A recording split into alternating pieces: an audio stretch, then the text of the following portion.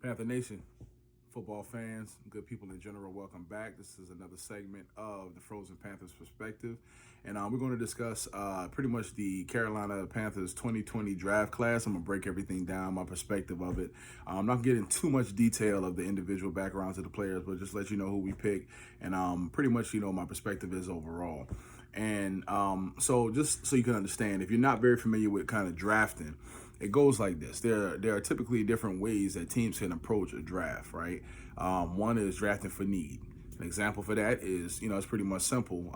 If you need a quarterback, a lot of times teams that need quarterbacks badly, they may be trading up, to get higher in the first round or whatever the case may be because they see this quarterback that they want. And they're like, I'm going to get like Joe Burrow or whoever the case may be because we need this person. Maybe a wide receiver, maybe a running back, whatever that is, like that just means that you are going for your needs. You may do that in every round, first round, whatever. Now you also have BPA or best player available, where you have teams that they go after whoever they feel is going to be like help the team out more often than not, or overall. Our former GM, he wasn't my favorite GM, but he's with the what's the people name now? It's Dave Gettleman, but he's with Giants, whatever. He used to say we go with best player available. And sometimes I feel like that was a way of doing that, which wasn't really helpful, like giving his perspective of who he thought we wanted, but wasn't always the best fit for the team. But an example of that is like, basically saying we may need a running back, or we may need, like, for instance, this year, we lost Luke Kuechly. He went to, retire, wishing the best his health and everything. Hope he enjoys his retirement. But BPA might mean, okay, we need a running back, we need a linebacker, but there's a running back available that is like the next big thing. And because we can't believe he fell to us, we have to take him because he has the most value. He's the best player available. Regardless of what we need, we're not drafting for need, we're going for best player available. And that happens a lot. And then you may have a situation where you say, okay, we're going to move forward with the building of the team, or we're going to draft maybe for a position group or the structure or whatever. I feel like that's what we did this year. And, with Matt Rule taking over the reins and saying that he's going to do things from a different perspective this year, and, and him really having the ability to build a team the way that he wants it, to be built, because he has a 7-year contract and he has the time to build it effectively. That's what we did. We went after all defensive players. At first, when I started to see like every round, we were picking up defensive players, I was kind of like, I don't know how I feel about this. Like, this might not be the best bet. But actually, when I thought about it, I was like, no, this is really good, because we've been known for being a really good defensive team in the past. We went to the Super Bowl. We had an incredible front seven. We had great backfield, man. I'm talking about cornerback, safeties, Roman Harper, Josh Norman, all these guys that were playing a position. And, we're trying to build back to that. I believe that Dave Gettleman tried to do that a few years ago. He took what's my man named Vernon Butler in the first round. Shout out to Vernon Butler. I ain't got nothing against him. I wish him the best, but I don't think that was necessarily the best choice at the time. But Dave Gettleman, one of those GMs that I felt like kind of was trying to do things. He wanted to prove he was some genius, and he saw different types of value in different places. He got James Bradbury in the second round, who was a really good cornerback and came in and really gave us some really good years. And then out after that, pretty much everybody else just kind of fell off. Like the last two, I think Bo Sandland, we got in like the 6th or 7th round, didn't even make it to to camp or whatever, through camp or whatever. So that can kind of not always work well. But when you have a vision in place and everything is for a purpose, and you're really doing your homework on these people and not just picking who you think is going to make you look good, but really picking the best fit for the team, then things could be different. So what happened this year was, we go about things, if you don't know, like a few years ago, we lost like Star Latulele, and Star and KK, Kawan Short, they were really good. Star was like, the type of person who's going to stop the run, whereas KK can press through, get that pressure, get to the quarterback. Once we lost him, things were kind of different. We had a few players last year, Gerald McCoy, what's my man name? Big dude, came from Atlanta, I can't remember his name right now, but either way, these guys were good, but for whatever reason, they didn't fit as well with our system as maybe we thought they should have, and they've now moved on and done different things. Wish them the best, all good. But moving forward with having young talent, like, it's important that we understood who we were going to go, out there and get.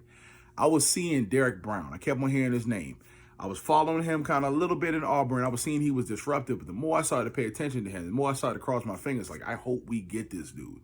You know, if you are somebody who doesn't kind of really watch football as regularly, you may just say, well, you know, certain positions seem like those are the cooler positions. Like, we want a safety, we want a wide receiver. But when you understand that the games are won in the trenches, you want to go for these people that's really going to bring it every play.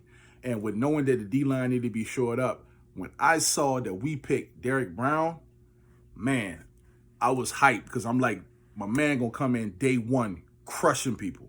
If you watch his tape, right, he came from Auburn and he was savaging. Like, he was already being kind of, people were kind of like projecting him to us because they knew that we needed him. And I was kind of hoping, like, I didn't want to jinx it. He came through. I mean, they came through, selected him. He's been doing this thing at camp. Very excited about him starting. And it makes me feel good because with having the all defensive draft and knowing that, you know, we got a healthy Kawan Short coming back, right? And I'll get into the D ends in a second. But the fact that we have him back and now we got another defensive tackle that is a savage, that is going to come through and punish offensive line, right? That is beautiful because we got some of the best quarterbacks that are in, you know, the NFC South that, like, we have to face them twice a year. So it's important that we have pressure up front again.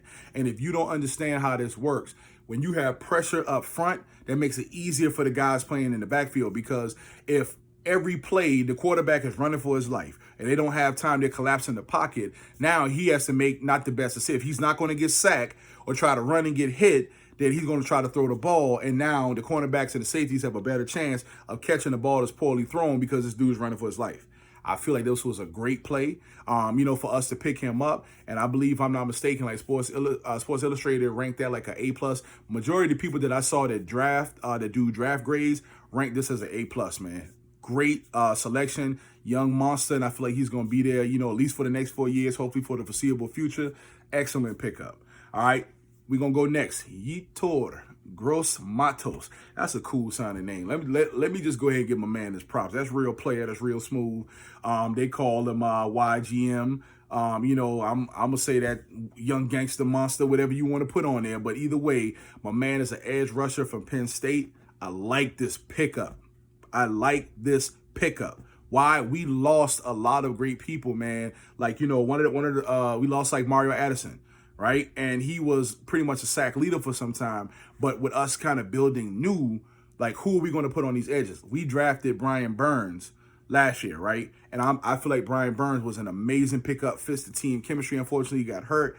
I'm looking forward to what he's going to do this year. Brian Burns picked up like 15 pounds over over the summer or whatever. But either way, he's ready to play. I believe he hasn't really said it for sure. I'm pretty sure he's going to be putting hand in the dirt, playing DN. Now on the other side, we got YGM. We still got Christian Miller. You know, some of these other young guys that are really good that are still growing. Got my man Marquise Haynes has been playing. I think he's mostly like a linebacker in a 3-4 setup. But like, Marquise Haynes is a beast too, but he's just quicker. Like, he's a little smaller, but he's quicker. And we can kind of switch things up and have these guys playing coverage and all kind of other stuff. But Yetur Gross Matos, I feel like that was an excellent pickup because we needed that bookend, mean D-end that's going to be pressing these quarterbacks every play. I feel good about our D-line moving forward. Now, depth is something that we can discuss as well, but I feel good about those two pickups, right? So now we're going to move into, this is also in the second round. I was about to say third round, but our third pick, which would have been still second round. So just to kind of reiterate or to clarify, Derek Brown was pick number 7, the first round. YGM, Young Gangster Monster, Yetur Gross Matos was round 2, pick number 38. And Jeremy Chin was also the round 2, but it was pick number 64. He's from Southern Illinois. He's a safety from Southern Illinois. Shout out to SIU. That's when my parents went to school at, so much respect to them. But I will say this. I've been hearing a lot of good stuff. My cousin was the first person to point this out to me. He was like, listen, man, I saw this report where, like, I don't know if it was Sports Illustrated, it was something like, you know, reputable source that was saying, yo, the Panthers got to steal the draft with this guy. Now, me and my cousin, we talked. Shout out to my cousin CJ.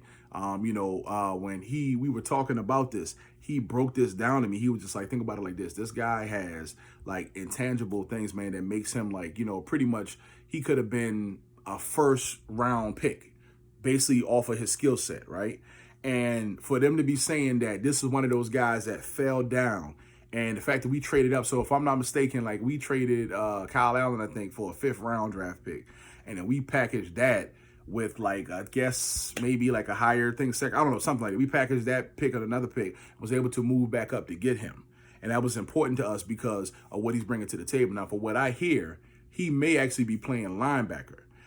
So if he's playing linebacker, I mean, we want to lock in safeties, and we do have safety picks, but we want to lock in safeties. But I feel like because we have a linebacker shortage with, Luke leaving and us kind of having like some, I don't say inconsistencies, but maybe some concerns. I got faith in Shaq running that department now. But, we traded off Andre Smith and everything. So now it's like, if he's even going to play linebacker or if he's going to play safety, I feel confident in what this brother's going to bring to the table. I feel like that was a really good pick. All right, we're going to move on to Troy Pride, cornerback from Notre Dame. I like Troy Pride. I like his attitude. I like his mindset. I like his confidence. You have to be confident to be a cornerback. If you're going to be playing pretty much any position, you have to be confident. But the reason why it's important to be confident as a cornerback or a safety is because you got to rely on your instincts a lot. Like a lot of times it has to be, is this person, like what route is this guy running? Like you could jam him at the line. You have to have a certain skill set, but you have to be confident because your job is to take the ball from somebody else. And when you're going up against these guys who are running 4.3s and all this other crazy stuff, you want to be in a position where you know that I have the confidence to make a decision on, do I go after the ball? Do I go after this? Like, do I stick with him? Do I stick with this assignment? Do I see something else? I like his confidence. I like his skill set. I think that he's going to be a nice addition, man, to our overall defense. We trying to bring back Thieves Avenue, man. I feel like we may be getting there, man. I hope it's this year, but I'm trying to see Thieves Avenue in full effect. I want to see passes getting picked off. I want to see cornerbacks and safeties punishing receivers coming through here, dog. Like, no love. You come through this Carolina backfield, I want you to get smacked down. I want you to think about this again. So I'm thinking that he's going to help bring a lot of that confidence, that swag back to it. Because you got to have swag to be, a DB. It just is what it is, right? All right, now, moving forward, and Troy Pride was the 4th round, 113th pick. Once again, I feel like that was a good pick. Now we're moving down to 5th round, 152. Kenny Robinson Jr., safety out of West Virginia. So I think if I'm not mistaken, the dude, oh boy, we drafted a cornerback from West Virginia a few years ago. He went to the Eagles. Well, my memory is gone today, guys. I can't remember his name right now. But Darryl Worley. So here's the thing. I like Darryl Worley. No disrespect to him. I hope he's doing good. I don't even know if he's still in the league anymore or whatever. But I feel like because I had this expectation and I didn't really didn't live up to that, I kind of felt some type of way about West Virginia DBs or whatever, but I'm not even going to focus on that. I believe they saw something in this fella. I've watched everybody's tape. Everything looks good. Now, highlights are cool, but I want to know, like, okay, what assignments did we miss? What didn't we see? What didn't happen? But I think, so he's Kenny Robinson Jr. I think he's going to be good. We do need depth at safety, so I don't think that he's being looked at to be a starter, but you never know. All right, let's move forward. Bravion Roy, defensive tackle, round 6, pick 184, and he's coming from Baylor. Now, why is that important? Where did Matt Rule, head coach, just come from? Baylor. So that means that he already has a rapport with our head coach. And for Matt Rule to say, we're going to use one of our draft picks on him, they have to see something in him. I don't believe that he would just he's not just handing out position, because there's been plenty of other players that either went from Temple or Baylor that he knows that he would have picked early on, but this is the first one in his first year as a pro coach that he picked. And I believe he sees something in him. I watched his tapes. I like what I see. Understand that sometimes when you see any position, it can be somebody coming from a program that you may not be as familiar with. It may not be this top level person, but they can have the production. And if they have the intangibles and if they're coachable and they got that animal, that dog in them, you never know what you can get out of this person. But what I've seen from Bravion Roy, I believe that whether it be just depth or even maybe potentially a starter position at some point, but I know we more so need depth because our defensive tackle room is pretty strong right now, but we need good, solid depth, right?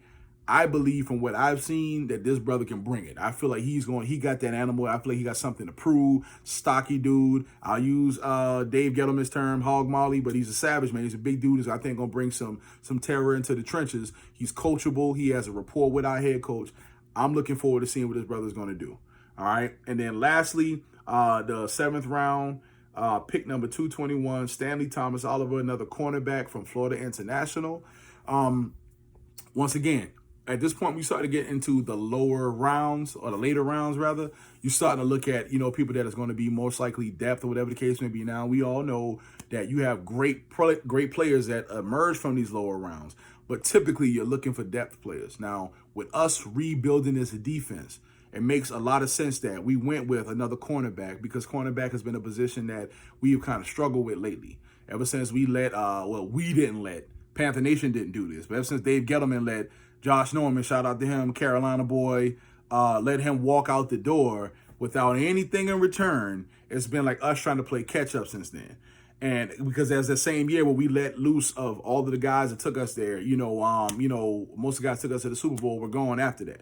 So with us trying to build a solid cornerback, safety position, all of these things, just the defensive back room, like, I feel like this was important, because as a team that has lived and died by defense, right? Offense, I feel like I'm pretty confident in. I could talk about that maybe a little bit later, but I felt that defense was something I was concerned about.